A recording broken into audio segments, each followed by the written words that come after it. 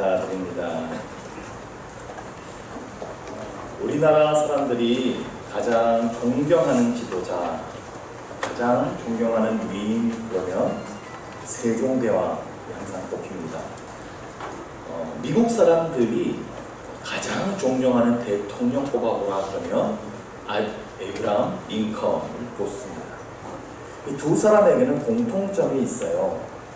자신들이 가진 그 권력을 자기를 위해서가 아니라 백성들을 위해서 사용했다라고 하는 것입니다. 자기의 그 절대적인 권력을 자기의 이익을 위해 쓰는 것이 아니라 국가를 위해서 온몸을 바쳐 살아갔던 사람들입니다. 사람들은 항상 이러한 위대한 지도자가 나타나기를 기다리며 살아갑니다. 힘을 가지고 있지만 그 힘으로 사람을 억압하지 않는 지도자, 자기의 이익보다 공동체를 생각하는 지도자, 항상 약한 사람의 편에 서는 지도자. 그런데 그런 지도자를 찾기가 참 힘이 들죠. 선거 때마다 떠오르는 정치인들이 있어요. 사람들이 그에게 많은 기대를 겁니다. 그런데 시간이 지나면 실망하는 경우가 태반입니다. 세상은 끊임없이 세종대왕이나 링컨 대통령 같은 그런 위대한 지도자, 성군을 기다리는데 우리가 그러한 지도자를 만나기가 참 쉽지 않습니다. 나라를 사랑하고 백성들을 사랑하는 지도자, 사심없이 열정적으로 나라를 위해 헌신하는 지도자, 공정하고 정의로운 지도자. 지도자 한 사람에 의해서 그 공동체의 운명이 바뀌는 것이 사실이기 때문에 그렇죠. 아무리 강한 나라라도 지도자 한 명 잘못 세워지면 그 나라 무너지기 십상입니다. 아무리 약한 나라여도 위대한 지도자가 나타나면 강해질 수 있습니다. 그래서 어떤 지도자를 만나느냐 하는 것이 참 중요한 것 같아요. 하나님께서 이 이스라엘이라는 나라를 세우실 때에는 왕을 세우지 않으셨어요. 대통령도 세우지 않으셨어요. 이스라엘의 왕은 하나님이 되시기를 원하셨기 때문입니다. 하나님께서는 이스라엘 백성이 하나님을 왕으로 삼고 하나님의 다스리심을 받으며 그렇게 살아가는 나라를 만들기 원하셨어요. 물론 모세나 여호수아 같은 지도자들을 세우기도 하셨어요. 그런데 그 뒤에 그의 자손들을 후계자로 세우면서 계속 이어나가게 하지 않으셨습니다. 대신에 필요할 때마다 하나님의 사람들을 지도자로 세우셨어요. 그래서 그들은 사사라는 이름으로 불리기도 했고 선지자라는 이름으로 불리기도 했습니다. 그들은 하나님의 말씀을 백성들에게 가르쳤고 하나님의 뜻을 가르치면서 그들이 하나님을 왕으로 모시고 하나님의 다스리심을 받으며 살아가도록 지도했어요. 적군이 쳐들어오면 하나님의 능력을 힘입어서 물리치기도 했습니다. 근데 그 승리도 하나님께서 주신 것이지 그 지도자가 준 것은 아니라는 것을 분명히 하셨어요. 하나님은 그들을 왕으로 세우지 않으셨어요. 하나님께서 직접 이스라엘을 다스리길 원하셨습니다. 하나님을 볼 수는 없지만 보이지 않는 하나님을 믿음으로 바라보고 하나님을 의지하고 하나님의 말씀에 순종하며 그렇게 하나님을 섬기기를 원하셨던 거예요. 사무엘이라는 선지자가 이스라엘의 지도자로 있을 때입니다. 사무엘이 정말 능력 있는 신실한 지도자였어요. 이스라엘 전역을 순회하면서 하나님의 말씀을 가르쳤습니다. 그가 하는 말은 한마디도 땅에 떨어지지 않았다 그랬어요. 그는 오직 하나님의 말씀만을 전했기 때문에 그래요. 그런데 사무엘이 점점 늙어갑니다. 사무엘은 자신의 아들들을 자신의 뒤를 이어 그 역할을 하도록 원했어요. 그런데 그 아들들이 사무엘과 같지 않더라는 거예요. 백성들에게 뇌물을 받기도 하고 불공정한 일들을 행합니다. 그들은 하나님의 사람이 아닌 거예요. 그러니까 백성들이 사무엘에게 찾아가서 우리에게 왕을 세워주십시오 요청합니다. 우리에게도 다른 나라처럼 좀 안정적인 왕이라는 제도가 있어야겠습니다. 지도자가 있다가 없다가 자꾸 그렇게 우리 불안정하게 이 나라를 만들지 말고 우리도 다른 나라처럼 안정적으로 왕을 좀 세우자는 거예요. 하나님께서는 백성들의 이 요구를 들으시고 이렇게 말씀하세요. 여호와께서 사무엘에게 이르시되 백성이 내게 한 말을 다 들으라. 이는 그들이 너를 버림이 아니요 나를 버려 자기들의 왕이 되지 못하게 하느니라. 당시 이스라엘의 지도자는 사무엘이었어요. 그런데 백성들이 왕을 달라고 요구합니다. 그건 사무엘 너를 버릴 것이 아니라 하나님을 버릴 것이다 라고 하나님 말씀하세요. 정말 이스라엘이 왕으로 세워야 했던 분, 왕으로 생각해야 했던 분은 하나님이세요. 근데 하나님이 멀쩡히 계신데 우리에게 왕을 달라는 거예요. 그러나 하나님께서는 백성들의 요구를 들어주셨어요. 그래서 세워진 왕이 사울 왕이죠. 하나님께서 사실 이스라엘 백성들이 언젠간 왕을 구할 것을 알고 계셨어요. 그래서 왕이 세워지게 되면 지켜야 될 규정들을 미리 말씀해 주셨습니다. 신명기 17장에 보면 그 내용이 나오는데 첫 번째로 왕은 병마를 얻으려고 애굽에 가서는 안 됩니다. 당시에 세계 최강대국이 애굽이었어요. 근데 그들의 군대를 강하게 하려고 애굽 의지하지 말라는 겁니다. 이스라엘을 지키는 군대는 오직 하나님을 향한 믿음이 되어야 한다는 것을 분명하게 세워주셨어요. 두 번째로 왕은 아내를 많이 두어서는 안 됩니다. 이 당시에 왕의 결혼은 외교적인 목적을 가진 경우가 많았어요. 다른 나라의 왕실과 결혼을 하면서 동맹을 맺는 거죠. 근데 그러지 말라는 겁니다. 하나님은 그 외국의 우상 숭배가 왕을 타락시킬 것을 염려하신 거예요. 세 번째로 왕은 자신을 위해서 은금을 많이 쌓아두면 안 됩니다. 왕이 돈의 눈에 멀게 되면 나라를 위한 올바른 정책을 펴지 못하게 됩니다. 자기의 사적인 유익을 위해 나라의 권력을 부당하게 사용하고 백성들을 착취합니다. 이스라엘 백성들은 오직 하나님을 향한 뚜렷한 신앙을 가지고 하나님의 말씀을 지키며 그 하나님의 마음으로 백성들을 섬겨야 했던 거예요. 그런데 이스라엘 첫 번째 왕이었던 사울은 그러지 못했죠. 하나님을 의지하지 못했고 자기 권력을 지키기 위해 부당하게 권력을 사용했어요. 그러나 결국 왕위를 빼앗기게 되죠.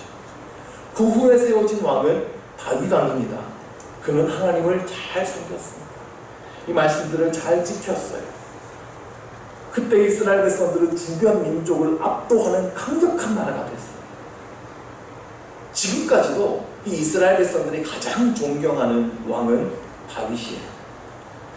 물론 다윗에게도 잘못한 일들이 있었고 그의 삶이 완벽했다고 할 수는 없지만 다윗은 잘못을 지적당하면 깨닫고 돌이킬 줄 아는 겸손한 사람이었어요.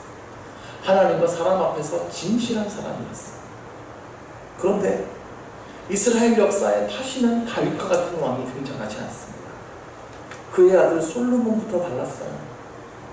솔로몬은 처음엔 겸손했고 하나님의 지혜를 구했지만 시간이 지나면서 그는 이 말씀 하나하나를 다 어기기 시작합니다. 아내를 많이 두기 시작합니다. 많은 은금을 자기를 위해서 쌓아납니다. 그것들이 그의 마음을 하나님에게서 멀어지게 만들었어요. 백성들은 고통당했는데 관심이 없었죠. 끊임없이 솔로몬에게 착취당하고 희생당했어요. 결국 불만을 품은 이스라엘 백성들로 인해서 솔로몬 이후에 이스라엘이 남북으로 갈라지게 되죠. 이후에도 물론 이스라엘 역사 가운데 선한 왕들이 종종 등장하기는 했지만 그들을 통해 나라가 정상으로 돌아가는 듯 했지만 왕이 바뀌면 다시 또 나라가 무너졌어요. 그렇게 이스라엘은 점점 무너져 내려간 겁니다. 첫 번째 원인은 왕이 타락했기 때문이에요. 왕이 타락하니까 백성들의 신앙도 무너집니다. 왕이 나라에 우상을 들여옵니다. 그러니까 백성들도 우상을 섬기기 시작합니다. 왕이 힘없는 백성들의 고통을 돌아보지 않습니다. 그러자 백성들의 삶 가운데에도 정의와 사랑이 사라집니다. 힘 있는 사람들은 힘없는 사람들을 약탈하고 자기 배만 채우기 바빠요. 힘없는 사람들은 억울한 일을 당해도 호소할 것이 없어지는 거예요. 하나님의 나라입니다. 그래도 하나님을 섬기는 이스라엘이라는 나라가 왜 이렇게 된 것입니까? 믿는 사람들이 다른 사람들보다는 그래도 착하잖아요. 여러분 한번 생각해 보세요. 그래도 교회 다니는 사람들이 교회 안 다니는 사람들보다는 착하잖아요. 그렇지 않아요? 근데 이상하게 교회 안에서 문제들이 막 일어나요. 교회 안에서 다툼과 분열도 일어나고요. 교회들이 이기적인 모습들을 막 사회에서 보이기도 하고요. 자기들의 이익을 위해서, 교회의 이익을 위해서 사회의 법과 원칙을 막 무시하기도 합니다. 근데 그런 일을 행하시는 교회의 교인분들 만나보면 착하세요. 얘기해보면 신앙도 있으세요. 겸손하세요. 그런데 그 집단이 그런 사회적인 좀 악한 일들을 행하더라는 겁니다. 이게 왜 그러냐면 개인은 선한데 그 사회는 악할 수 있습니다. 윤리학에 아주 유명한 진리 같은 말이 있는데 도덕적 인간과 비도덕적 사회라는 말이 있어요. 개인은 양심적으로 행동할 수 있는데 근데 그런 사람이 모여서 사는 사회는 그렇지 않을 수도 있다는 거예요. 집단 이기주의가 발동하고 비도덕적이고 폭력적인 행동을 하기도 한다는 거죠. 그러니까 이런 사회 문제를 고치려면 한 사람 개인을 붙잡아다가 가르친다고 사회 문제가 해결되지 않더라는 거예요. 사회의 도덕성을 해결하려면 사회의 제도를 개혁해야 된다, 뭐 이런 얘기입니다. 그러니까 공의로운 법과 제도를 세워야 된다는 거죠.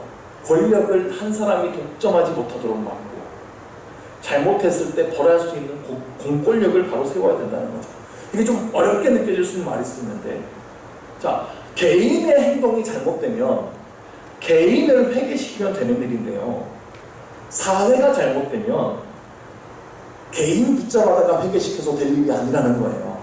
그 사회의 제도를 뜯어고쳐야 된다는 거죠. 그러니까 당시의 이스라엘은 사회가 썩었어요. 왕이 다스리면 나라예요.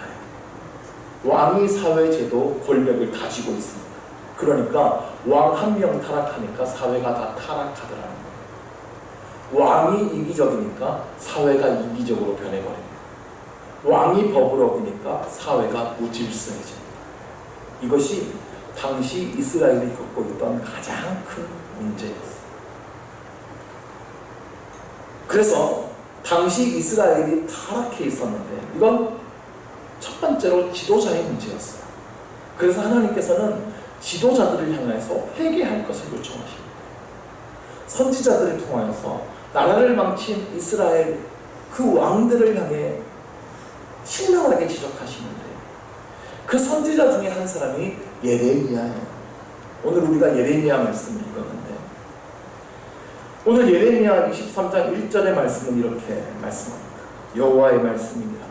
내 목장의 양떼를 멸하며 흩어지게 하는 목자에게 화 있습니다.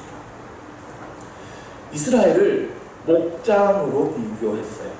목장 안에는 양들이 살고 있죠. 목장 안의 양들을 돌보아야 할 사람은 목자입니다. 그런데 이 목자가 양떼를 멸하는 거예요. 목자가 양떼를 죽입니다. 양들을 흩어지게 합니다.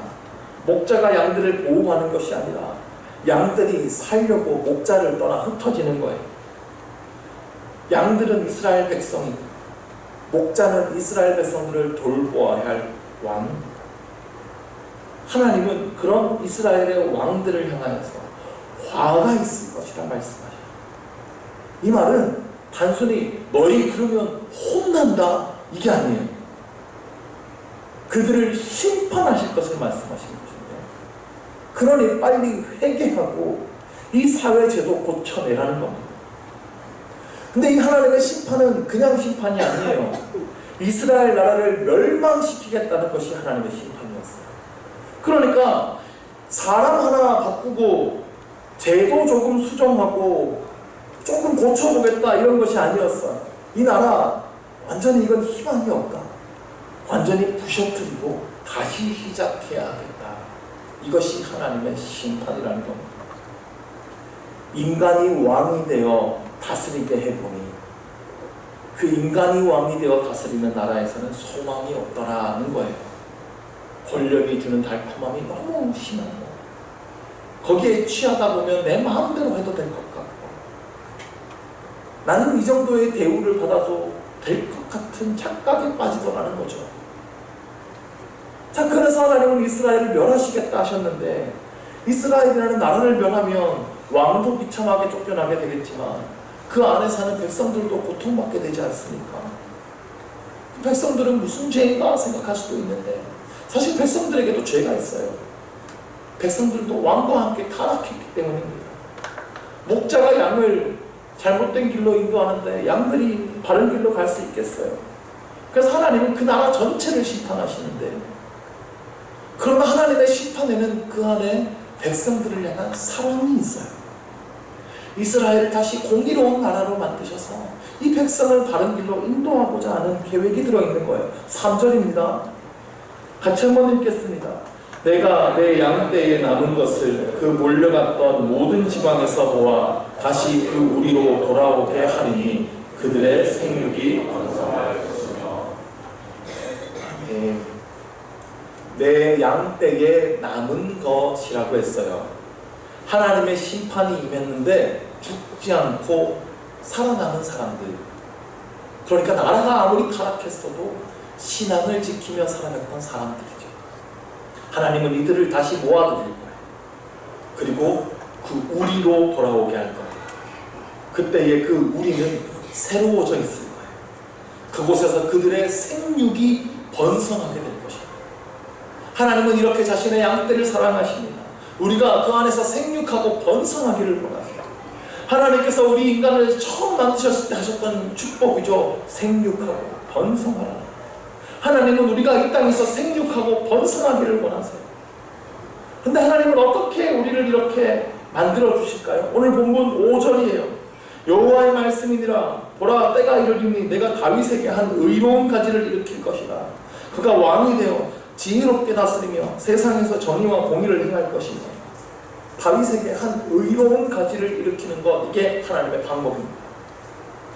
다윗은 이스라엘의 가장 위대한 왕이라고 말씀드렸죠.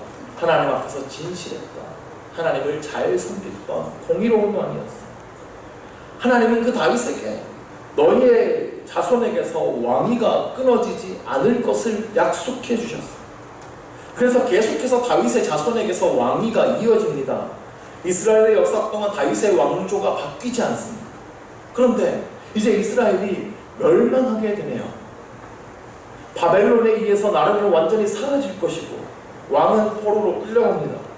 그러면 다윗의 왕조도 끝나버린 것 아닙니까? 나라와 함께 몰락한 왕가가 되는 거예요. 그런데 하나님께서 그 다윗의 자손에게서 한 새로운 가지를 나게 할 거라는 거예요. 다윗의 자손에게서 새로운 한 왕이 탄생할 것입니다. 무너진 것 같았던 다윗의 왕조에게서 의로운 가지가 일어날 거예요.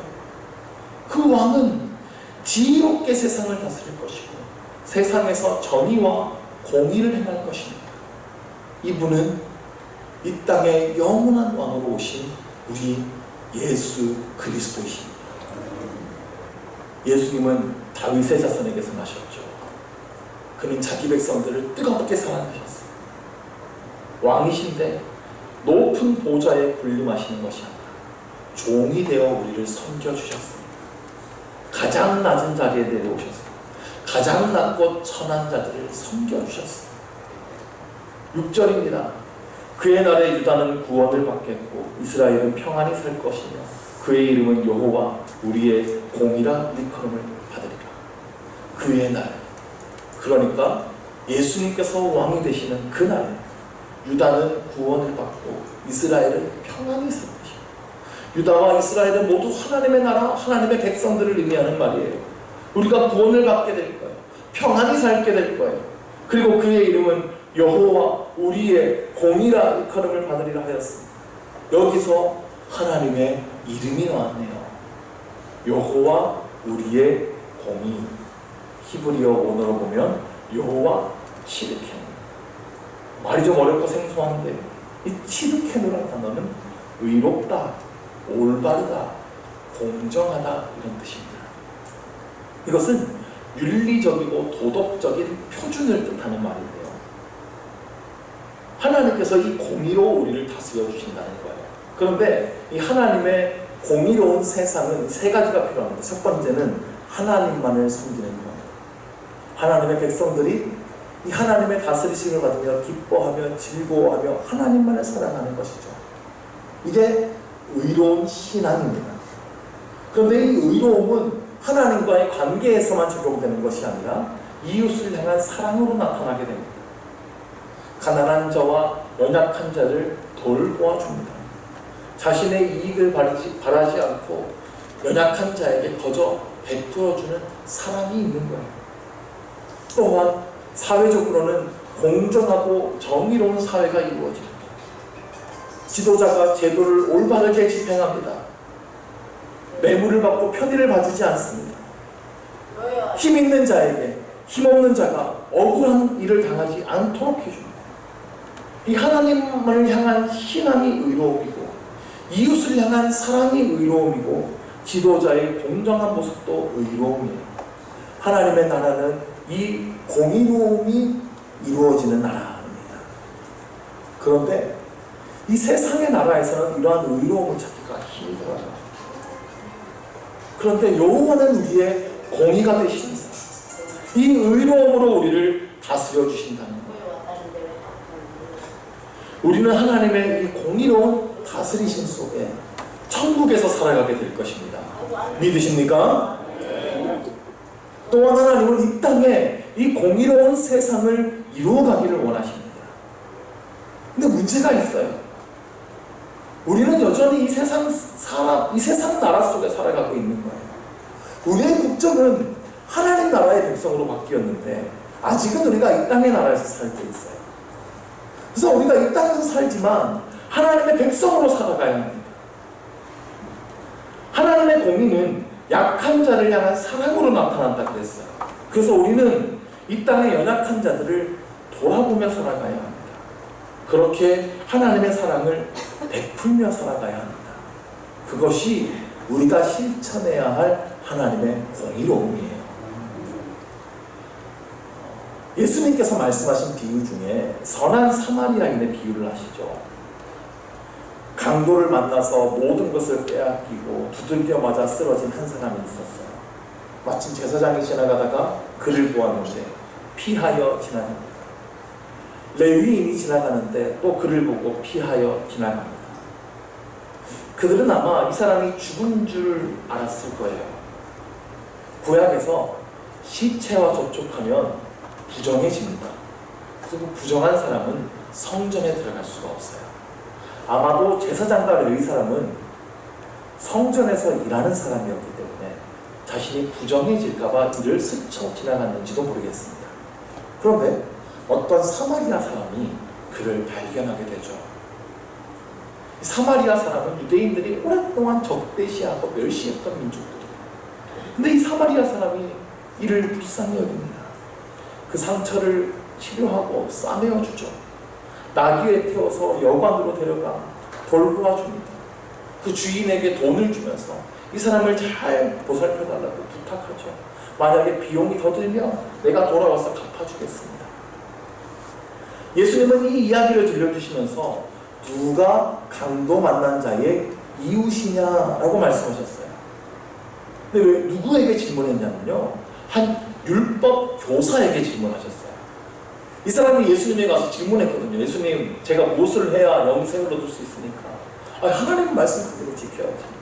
하나님의 말씀의 핵심은 하나님을 사랑하고 이웃을 내 몸과 같이 사랑하는 거. 율법 교사가 그럼 내 이웃이 누굽니까? 내가 누구를 내 몸과 같이 사랑해야 됩니까? 내 몸과 같이 사랑해야 될 나의 이웃은 어떤 사람들입니까? 그 질문에 대한 대답으로 이 비유를 드신 거예요. 강도를 만나 죽은 것 같이 된 이 사람을 도와주라는 겁니다. 그에게 어떤 보상을 받을 것을 기대할 수 없어도 이 연약한 사람, 죽어가는 이 한 사람을 도와주라는 겁니다. 그로 인해 내가 부정해지고 그로 인해 내가 손해를 보게 될지라도 그를 도와주라는 겁니다. 이것이 내 이웃을 내 몸과 같이 사랑하는 것, 하나님께서 우리에게 요구하시는 공의로운 삶이라는 것입니다. 오늘 나의 도움이 필요한 사람은 누구입니까? 혹 무심코 내가 지나가 버리지는 않았습니까? 하나님 나라의 백성으로서 이 의로운 삶을 살아가시기를 바랍니다. 그런데 사실 우리의 힘으로는 우리가 의로울 수 없어요. 세상이 의롭지 못한 근본적인 이유가 여기에 있는데요. 사람은 결코 의로울 수가 없습니다. 좀 더 착하고 좀 더 사람보다 못된 사람은 있을지 몰라도 하나님의 의라는 기준 앞에서는 우리 모두가 불합격입니다. 하나님만을 진정으로 사랑하는 사람이 없고 이웃을 진정으로 사랑하는 사람도 없어요. 하나님의 모든 말씀을 완벽하게 지켜낼 수 있는 사람도 없습니다. 그래서 성경은 모든 사람이 죄를 범하였음에 하나님의 영광에 이르지 못하였다 말씀하죠. 문제는 우리 하나님은 공의로우신 분이라는 거예요. 공의로우신 하나님은 공정하게 세상을 다스리셔야 합니다. 죄인은 똑같이 벌하셔야 합니다. 나랑 친하다고 봐주고 내가 싫다고 벌하면 그건 공정이 아니죠. 나한테 잘하는 사람이라고 내가 봐주면 그건 공정이 아니에요. 심지어 재판관이 내 자식이라고 봐주면 그것조차 공정한 재판관이 아닙니다. 하나님은 공의로운 재판관이세요. 그래서 죄인인 우리 모두를 벌하셔야만 합니다.